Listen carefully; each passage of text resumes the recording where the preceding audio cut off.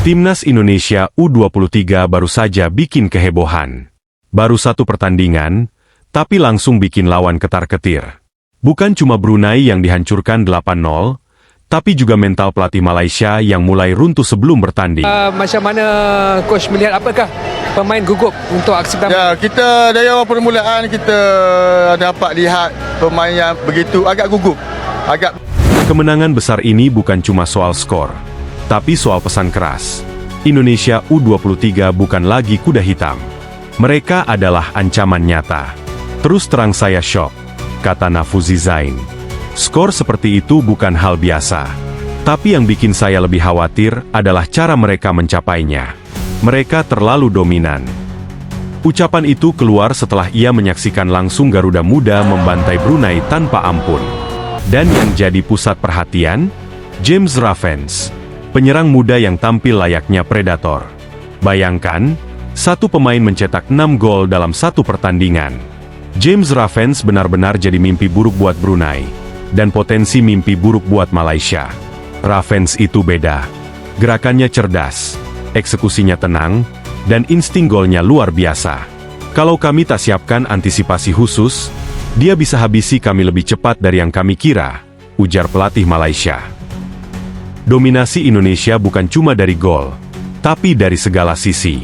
Penguasaan bola mencapai 84%. Passing akurat, pergerakan kolektif, dan rotasi pemain yang cair bikin lawan tak berkutik. Saya kira mereka akan bermain seperti biasa. Tapi ternyata, ini versi Indonesia yang benar-benar baru. Levelnya sudah bukan ASEAN lagi, tambah Nafuzi. Sementara Malaysia kalah 0-2 dari Filipina di laga pembuka mereka, Indonesia tampil brutal. Brunei dipaksa bermain bertahan sepanjang laga, tanpa sempat menyusun serangan berarti. Kalau kami sudah kalah dari Filipina, lalu nanti ketemu Indonesia yang seperti ini, bisa-bisa hasilnya lebih memalukan, kata Nafuzi dengan nada serius. Tak ragu-ragu, Nafuzi Zain menegaskan, tim Indonesia sekarang punya karakter kuat. Mereka matang, disiplin, dan sangat terorganisir. Kami harus benar-benar waspada.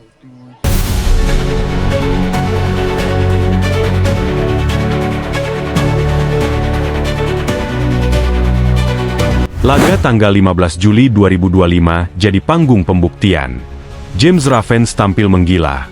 5 gol hanya di babak pertama. Tempo cepat, tekanan tinggi, dan kualitas individu luar biasa jadi kombinasi mematikan. Pelatih baru, Gerald van den Burg, langsung memberi warna. Formasi lama dirombak total. Cahya Supriyadi dicadangkan, diganti oleh Ardian Syah. Pertahanan dikawal Brandon Shoneman dan Ferrari yang tampil solid. Di lini tengah, Robbie Darwish, Tony Firmansyah, Victor Detan, dan Arkan Fikri jadi motor utama. Semuanya tampil efisien dan penuh tenaga. Masuk babak kedua, beberapa pemain diganti. Tempo memang sedikit menurun, tapi dominasi tetap terasa. James Ravens masih sempat menambah 1 gol, menutup laga dengan skor telak, 8-0. Tapi kemenangan besar ini tak tanpa catatan.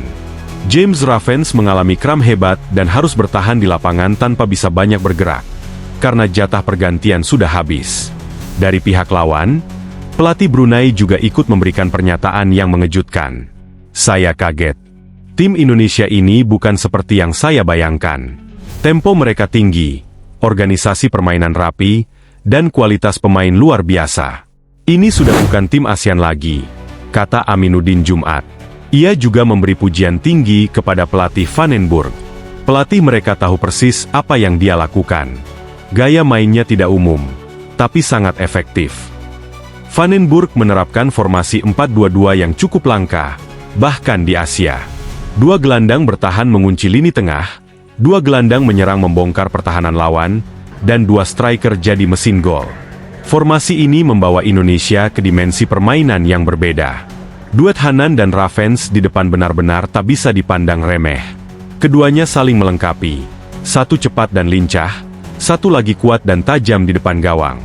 Lini tengah Indonesia seperti pusat komando.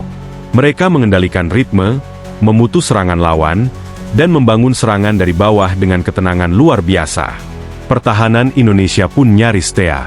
Ferrari, Shoneman, Kakang Rudianto, dan Kadek Arel tampil disiplin dan taktis. Koordinasi mereka rapat, komunikasi antar pemain hidup. Aminuddin mengakhiri konferensi persnya dengan kalimat yang menyeratkan rasa kagum sekaligus kekhawatiran. Kalau mereka terus seperti ini, saya yakin mereka bukan hanya juara ASEAN, mereka bisa bersaing di level Asia. Ini generasi emas, dan Vandenburg telah meracik mereka jadi kekuatan baru yang menakutkan.